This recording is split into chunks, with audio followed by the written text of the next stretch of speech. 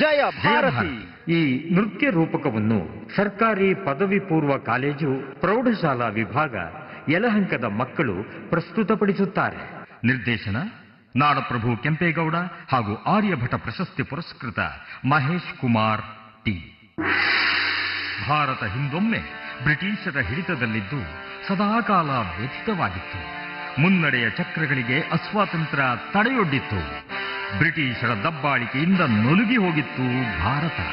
ಇವುಗಳಿಂದ ನೊಂದು ಬೆಂದು ತಮ್ಮ ದುಸ್ಥಿತಿಗೆ ಮರುಗುತ್ತ ಕರಾಳ ದಿನಗಳ ಬಂಧನದಲ್ಲಿದ್ದರೂ ಭಾರತೀಯರು ತಮ್ಮವರ ನೋವು ಸಂಕಟಗಳನ್ನು ಕಂಡು ನಲುಗಿದ ಕೆಚ್ಚದೆಯ ಭಂಟರು, ಕೆಚ್ಚದೆಯ ಕಲಿಗಳು ಬ್ರಿಟಿಷರ ವಿರುದ್ಧ, ಅವರ ದಬ್ಬಾಳಿಕೆಯ ವಿರುದ್ಧ ತೊಡೆ ತಟ್ಟಿ ನಿಂತರು. ಕರ್ನಾಟಕದ ರಾಣಿ ಚೆನ್ನಮ್ಮ, ಸಂಗೊಳ್ಳಿ ರಾಯಣ್ಣ ಮುಂತಾದ ಕಲಿಗಳು ಮುಂಚೂಣಿಯಲ್ಲಿ ನಿಂತರು.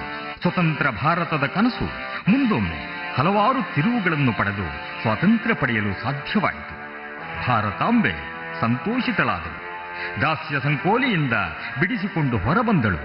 ಅಂತಹ ವೀರ ಧೀರರನ್ನು ನೆನೆಯುವ ದಿನವೇ ಸ್ವಾತಂತ್ರ್ಯ ಬಂದ ದಿನ. ಭಾರತ ವಿಜೃಂಭಿಸಿದ ದಿನ. ಸ್ವಾತಂತ್ರ್ಯದ ಕನಸು ನನಸಾದ ದಿನ. ಹಾಗಾಗಿ ನಾವು ನೀವೆಲ್ಲರೂ ಕೂಡಿ ಹೇಳೋಣ, ಜಯ ಭಾರತಿ.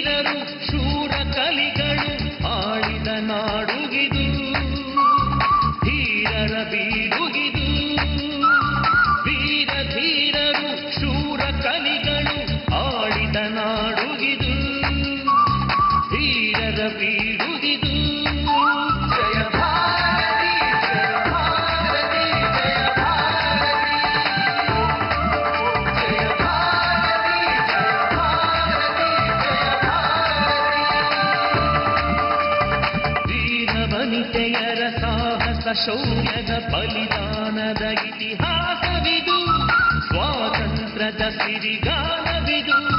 ಬಲಿದಾನದ ಇತಿಹಾಸವಿದು, ಸ್ವಾತಂತ್ರ್ಯದ ಸಿರಿಗಾನ